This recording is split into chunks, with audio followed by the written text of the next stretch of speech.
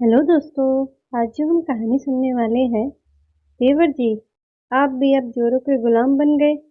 रीता देवी के दो बेटे हैं, जिनमें अभी अभी बड़े बेटे मनोज की शादी सुनैना से हुई थी। सुनैना काफी संस्कारी और सुलझे विचारों की थी। उसने आते ही घर गृहस्थी को संभाल लिया था। सुनैना अपने सास ससुर, पति और देवर भावेश का बड़ा ही ध्यान रखती थी।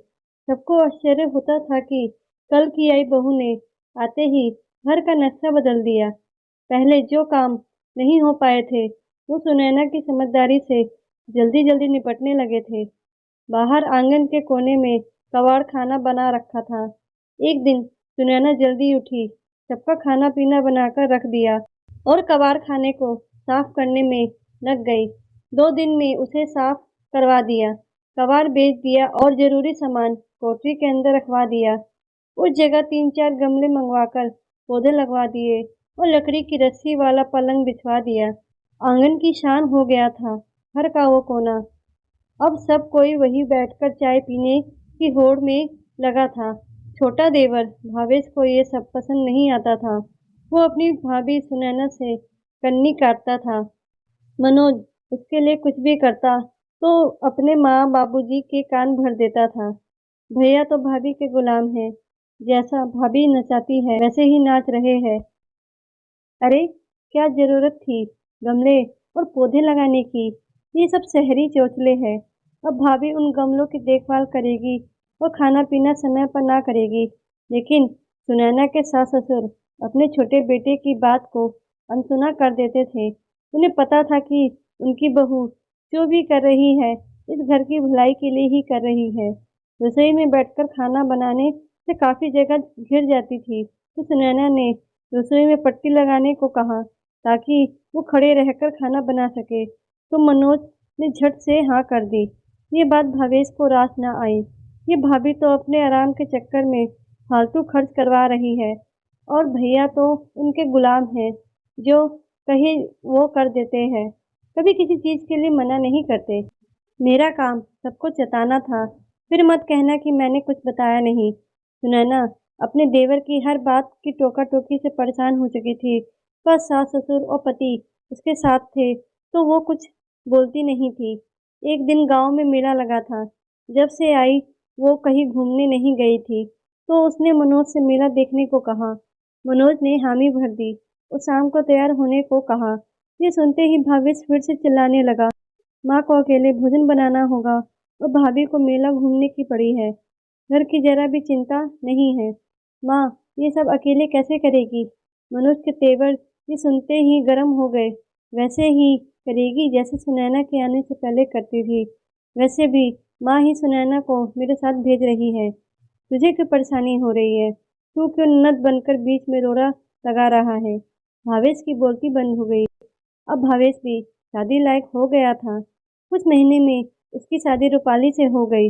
रूपाली बस रूप की ही थी, गृहस्थी के गुण उसमें जरा भी नहीं थे। सुनैना उसकी बराबर मदद कराया करती थी। रूपाली थोड़े नए जमाने की थी। उसने आंगन में बिछी खटिया को हटाकर 4 कुर्सी टेबल वहां पर रखने को कहा, तो भावेश ने तुरंत हाँ कर दी। तो सुनैना बोली, देवर जी, सब किस्मत का खेल है। कल आपके भैया जोरू के गुलाम थे और आज आप जोरू के गुलाम बन गए हो। सबको जोरू का गुलाम बनना ही होता है। और हंसने लगी। भावेश को सारी बातें कांटे की तरह चुभ गई। अब उसने सोच लिया कि वो रूपाली के कहे अनुसार एक भी काम नहीं करेगा। इस घर में सिर्फ भैया ही जोरू के गुलाम कहलाएंगे, वो नहीं। सुनैना और रूपाली दोनों मिलकर रसोई बनाती थी। रसोई पूरी तरह से खुली हुई थी। सारा सामान बिखरा रहता था। रूपाली ने भावेश को कहा कि रसोई में थोड़ा लकड़ी का काम करवा दे ताकि सामान खुला ना रहे, तो भावेश ने मना कर दिया। रात को रूपाली ने उससे बात नहीं की। बड़ी मुश्किल से उसने मनाया तो वो बोली, मैं तो घर के भले के लिए कर रही हूँ। रसोई कमरे से सीधी दिखती है, सारा सामान दिखता है। मुझे तो अच्छा नहीं लगता है। आखिर भावेश ने हार मान ली और जल्दी ही रसोई में लकड़ी की बंद अलमारियां बनवा दी।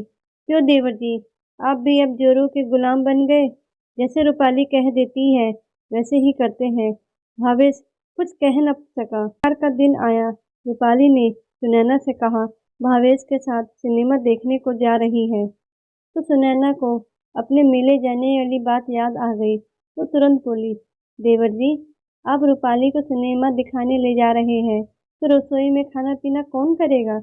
आप भी अपने भैया की तरह आखिर जोरू के गुलाम हो ही गए। ये सुनते ही भावेश शर्मिंदा हो गया।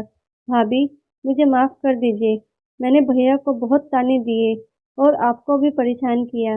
किस्मत का खेल देखिए, मैं जिस बात के लिए आप दोनों को परेशान किया करता था, आज वो ही सब मुझ पर बीत रही है। मुझे बहुत दुख हो रहा है कि मैंने आपकी और भैया की भावना को कभी नहीं समझा। पति की अपनी पत्नी के प्रति भी कुछ जिम्मेदारियां होती हैं।